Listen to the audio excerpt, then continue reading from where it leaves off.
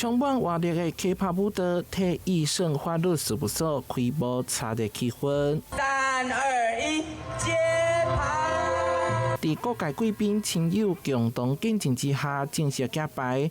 主持律師陳嘉玲希望以專業法律力量陪伴民眾，守護人民權益，持續親近台灣。以義為和，就是希望會當用易經的智慧來創造和平，會當用法律的自律，還有安尼的氣平來創造勝利。感謝大家今日來。雖然落雨，但是我相信遇水則發。不管嘉玲是按做政治開始，還是講到了後，伊成為一個律師來替大家服務。我相信，阮兩個攏是一路來替這個土地的自由甲公義來打拼。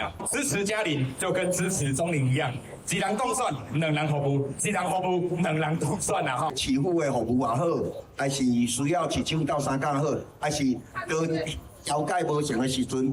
上尾啊，愛行到對法律的部分吼，我相信在嘉玲部分啊，攏會當來給大家當服務啦吼。活動當中特別以司法技術送上祝賀，邀請知名司法家現場寫法度暖心4個字，因為陳嘉玲保有溫暖的心來疼惜這塊土地。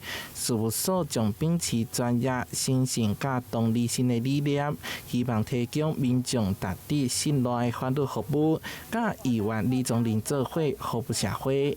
台南新聞社會採訪報道。